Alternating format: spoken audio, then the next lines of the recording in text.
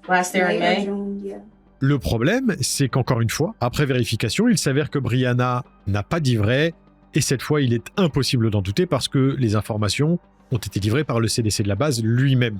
Le personnel confirme que la dernière fois qu'ils ont vu Taylor, c'était le 27 avril 2019, et précise qu'elle s'est régulièrement rendue à des consultations d'orthophonie pendant 13 semaines consécutives, avant d'arrêter subitement d'y assister.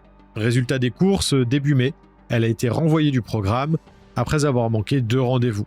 Des absences que Brianna justifie en disant que sa fille passait à ce moment-là des vacances chez sa grand-mère, qui, comme on l'a vu un petit peu plus tôt dans la vidéo, affirme de son côté qu'elle ne l'a pas vue physiquement en 2019. Il y a en définitive beaucoup de zones d'ombre dans cette histoire et on est en droit de se demander pour quelle raison une mère dont l'enfant a disparu mentirait à la police, tout en sachant que ça peut grandement impacter les recherches. À moins que ce soit justement ce qu'elle souhaite, parce qu'elle a des choses à cacher.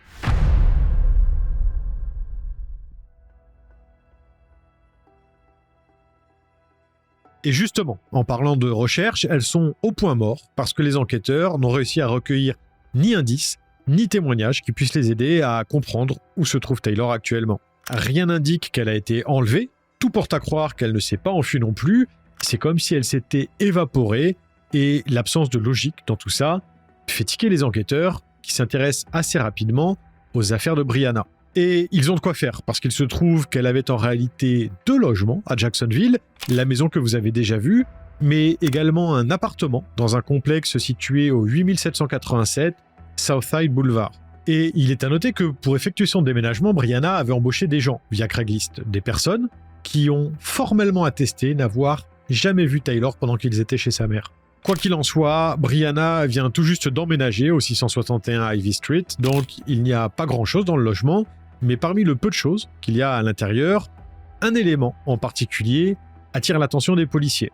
Il y a, sur le côté de la tête de lit de Taylor, une substance rouge-brun qui est aussi présente en plus petite quantité sur la porte de sa chambre, mais les tests effectués sur place permettent de déterminer rapidement qu'il ne s'agit pas de sang. Cela dit, même si cette découverte est déjà troublante en soi, ça n'est rien à côté de ce que les autorités trouvent dans l'appartement, qui est dans un état qu'on peut qualifier de lamentable. Il y a des montagnes d'effets personnels et d'objets un petit peu partout, qui se mélangent à des détritus abandonnés ici et là. Bon, jusque-là, on aurait pu se dire qu'étant donné que Brianna est en plein déménagement, le fait qu'il y ait du bazar, ou même que ce soit un peu sale, ça peut se comprendre. En revanche, certaines choses paraissent rapidement un petit peu moins logiques. Parce qu'après être parvenus à se frayer un chemin, les officiers de police commencent à trier le tout. Ils s'attardent sur tout ce qui appartient à Taylor et remarquent rapidement que nombre de ces affaires présentent des traces de matière fécale. Et ça n'est pas tout, parce que dans la chambre parentale, il y en a à même le sol, le pire restant le placard de la pièce, qui dégage d'ailleurs une odeur si nauséabonde qu'on peut la sentir depuis l'autre côté de la porte. Dans le réduit, il y a des excréments sur la moquette, mais aussi d'étranges taches marron, qui sont pour certaines recouvertes de bicarbonate de soude, des taches qu'on peut retrouver aussi sur les murs. Des prélèvements sont effectués dans le but d'identifier formellement cette substance, même si elle réagit au luminol, ce qui indique qu'elle est très probablement d'origine humaine. Ce qui est curieux, c'est qu'il y a en réalité, dans cet appartement extrêmement sale, énormément de produits ménagers, dont une grande quantité servant à détacher et masquer les odeurs. Des produits qui ont visiblement aussi été utilisés pour nettoyer le coffre de la voiture de Brianna. En effet, seule cette partie du véhicule est impeccable et l'officier de police qui l'inspecte ne manque pas de remarquer que l'habitacle est en désordre et qu'il y a dedans de fortes effluves de détergents et de désodorisants.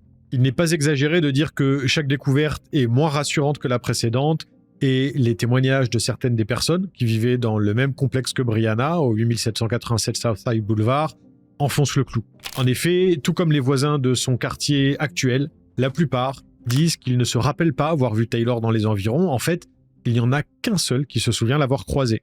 Et c'est un dénommé Carlos Johnson qui atteste qu'à chaque fois qu'il a aperçu l'enfant, elle portait le même pyjama et avait la même poupée. L'homme précise également que le 17 avril 2019, il a trouvé Taylor errant seul dans le complexe résidentiel à la recherche de sa mère.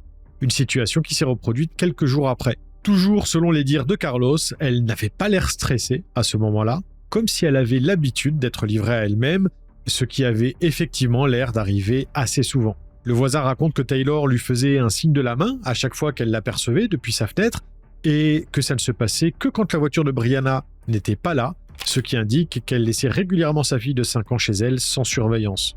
En fait, plus les enquêteurs creusent et plus ils se disent que la seule qui peut leur apporter de réelles réponses, c'est très certainement celle qui les a appelés le 6 novembre. Et justement, pendant que certains membres des forces de l'ordre s'affairent encore sur le terrain, d'autres sont toujours en salle d'interrogatoire avec Brianna, qui commence enfin à être placée face à ces contradictions. They never saw your daughter. They never saw you put her in the car. They never saw her at the other house. They never saw her. Why is that? I didn't want them to see her. Why not? Because I don't know them like that. Well, I mean, you're not introducing you to her, but how did you Yeah. leave her at the house on Southside and then go to Ivy without her? They never saw her. They never saw you put her in the car. So what happened? Nothing happened. Well, where was your daughter? She was with me. She's always She with wasn't me. with you. Yes, she was. The two movers are saying that they never saw. They heard water running and you said that she was in there, but they never saw. Pour résumer, Taylor n'était pas avec Brianna quand elle a déménagé début novembre, mais il est sûr qu'à ce moment-là, elle n'était ni au CDC de la base, où elle n'a plus été déposée depuis avril, ni chez sa grand-mère, qui ne l'a pas vue depuis 2 ans. Du coup, où se trouvait-elle ? C'est une question à laquelle sa mère ne risque pas de répondre parce que, devant l'insistance des enquêteurs, elle finit par se fermer totalement.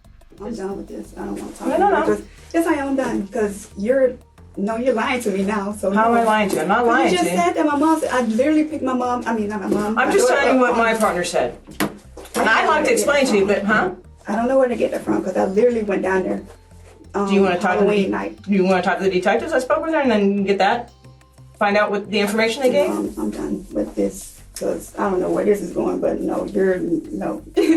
Like it's the second time this has happened. Like some other lady was like saying stuff that I didn't even say. Like she was twisting my words. Like no. À la fin de cette conversation, Brianna cesse de coopérer avec les autorités, alors au vu des soupçons que les enquêteurs nourrissent à son égard, elle est placée sous étroite surveillance dès sa sortie du commissariat. Après ça, la police de Jacksonville n'est plus la seule à travailler sur l'affaire parce qu'elle est rejointe par le département du shérif de la ville, l'Alabama State Bureau of Investigation, le FBI et même le Naval Criminal Investigative Service. Bref, vous l'aurez compris, il ne s'agit absolument plus d'une enquête pour disparition et très tôt après le signalement effectué par sa mère, on ne s'attend déjà malheureusement plus à retrouver Taylor vivante. D'ailleurs, si l'Alabama State Bureau of Investigation s'est impliqué dans l'enquête, ça n'est pas un hasard, parce que les relevés transmis par l'opérateur téléphonique de Brianna indiquent qu'elle s'est rendue plusieurs fois en Alabama récemment. Le problème, c'est qu'on sait qu'elle ne l'a pas fait pour rendre visite à ses proches, alors qu'est-elle allée y faire ?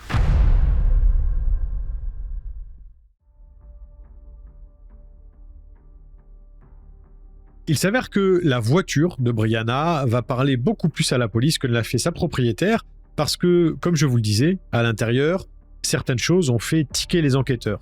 Les fortes odeurs de détergent et de désodorisant, l'étrange propreté du coffre, mais ce n'est pas tout, parce que dans l'habitacle du véhicule, il y avait aussi une paire de chaussures de femme sur lesquelles étaient accrochées des matières végétales. Ici, sous le pare-choc avant de la voiture, il y a des traces de boue, comme si Brianna s'était récemment rendue dans une zone rurale, ce qui est confirmé après analyse des données du GPS embarqué. Selon ces dernières, entre le 31 octobre et le 3 novembre 2019, la jeune femme a fait 3 allers-retours entre une forêt, située près de la ville de Linden dans l'Alabama, et Jacksonville en Floride. Un long trajet vu qu'il faut plus de 7 heures de route juste pour se rendre d'un point à un autre, le genre de trajet qu'on n'entreprend pas par hasard, surtout plusieurs fois en à peine 3 jours. Pendant l'un de ces trajets, Brianna a été filmée par la caméra de surveillance d'une station-service, mais les vitres de sa voiture étant teintées, il est malheureusement impossible de savoir si Taylor se trouvait ou non à l'arrière à ce moment-là. Cela dit, une vidéo datée du 4 novembre montre la militaire en train de laver son véhicule dans une station de lavage, ce qui peut facilement passer pour une tentative de faire disparaître d'éventuelles preuves, surtout quand on sait de quoi elle est à présent soupçonnée. Persuadée que la voiture a encore des secrets à livrer, la police demande l'intervention d'un maître chien, et l'animal marque plusieurs arrêts, notamment un au niveau du coffre. De même, quand il est emmené dans l'appartement de Brianna, il réagit immédiatement en sentant la moquette du placard de la chambre, sur laquelle il y a justement d'étranges taches. Des réactions qui prouvent qu'il y a eu des restes humains entreposés à ces endroits. Le 11 novembre, la mère de famille, censée se faire un sang d'encre pour sa fille toujours portée disparue, se sépare de toutes ses affaires en les donnant aux bonnes œuvres et tout ce qu'elle n'a pas pu donner est retrouvé dans des poubelles. Les dessins de Taylor, des documents administratifs lui étant liés et même les cartes qu'elle lui avait offertes, Brianna avait tout jeté avant même de signaler sa disparition. Heureusement, les enquêteurs ont eu la présence d'esprit de demander à ce que ces ordures soient récupérées et fouillées. Pendant ce temps-là, la jeune femme, qui a été placée en congé forcé, rigole au téléphone avec ses collègues de travail. You're so quiet. You miss us already? Nope. You don't miss us? That messed up, bro. Just because you're mad. Doriel et Chelsea sont d'ailleurs apparemment beaucoup plus soucieuses du devenir de Taylor que ne l'est sa propre mère. So Brianna, you hadn't thought about like her just being out there by herself. You know she's scared of everything. Like that, you don't think about that. Girl, I don't want to think about that right now. I mean, well, I've been thinking about it. Okay, then don't think about that. It's cold. That's kind of why I think I can't sleep knowing that it's, and you know how innocent she was. Like she really cling to the people she know. I think that's why it's eating me up so much. La police a pour ainsi dire la certitude que Brianna est impliquée dans la disparition de Taylor et commence des recherches dans la zone boisée où elle s'est récemment rendue près de Linden. Cela dit, même en l'absence de corps, les preuves permettant l'arrestation de la mère de famille pour négligence envers un enfant ou encore obstruction à la justice sont nombreuses. C'est en réalité pour cette raison que le 12 novembre, le supérieur hiérarchique de Brianna passe la prendre en voiture. Elle est convoquée au commissariat et il doit l'y conduire. I hate watching bad news, stuff like that on the news, and I hate going back and forth with it, where everything's going on. But you know, now they're saying that you're a person of interest now. I mean, oh shit! Open the door, Look. Oh shit! You alright? Should I have some napkins or something? You okay?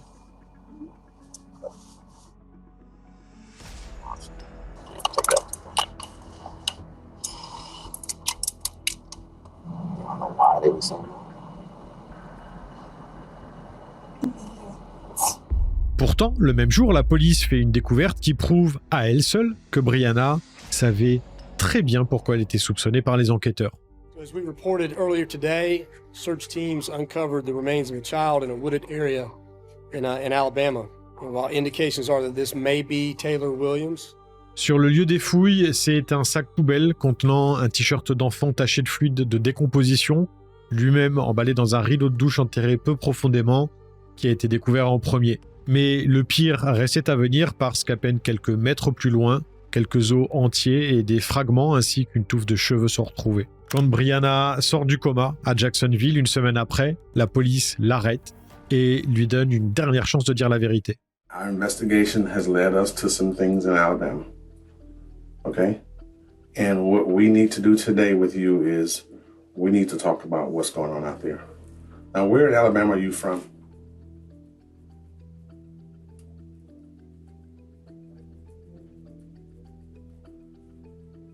Are you from Alabama? Is that a yes? You gotta say yes or no to me, okay? I can't have head dialogues and we can't have misunderstanding. Are you from Alabama? I don't want to talk. You don't want to talk? Okay. You're tired? You don't want to talk? So you don't want to talk to the police at all? Le 25 novembre, le corps découvert est formellement identifié comme étant celui de Taylor Rose Williams, mais étant donné qu'il est en grande partie à l'état de squelette et incomplet, qui plus est, l'autopsie ne permet pas de déterminer la cause exacte de la mort. Cela dit, le médecin légiste est en mesure d'affirmer qu'avant son décès, elle souffrait de malnutrition et il est probable que Brianna ait tout simplement laissé sa fille de 5 ans mourir de faim dans le placard de la chambre de son appartement. Une supposition qui cadre malheureusement avec ce qu'ont affirmé plusieurs membres de sa famille, qui avaient tous trouvé Taylor trop maigre la dernière fois qu'ils l'ont vue des années en arrière. Il est impossible de savoir quand la fillette est morte exactement, mais selon toute vraisemblance, Elle aurait perdu la vie entre 31 et 184 jours avant qu'on ne retrouve ses restes. Pendant son interrogatoire, Brianna se serait même plainte du fait que Taylor se conduisait mal parce que, je cite, elle volait de la nourriture. Une drôle de manière de justifier ses actes, surtout étant donné qu'elle l'a privé volontairement de repas.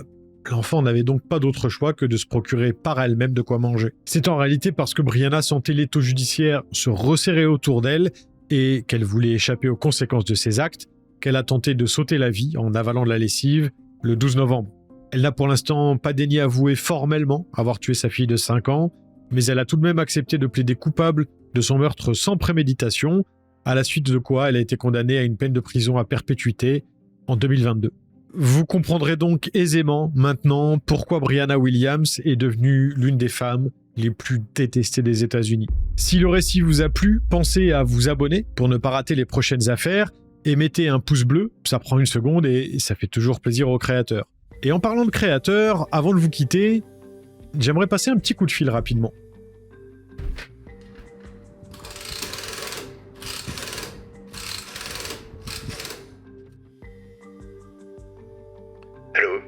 Allô? Allô, Cogiteur? C'est qui? Bah dis donc, ça te fait marrer tes trucs de fureur en Thaïlande là? Tu te crois drôle? Ah, Rafu, non mais parce que... Alors, c'était pour t'expliquer...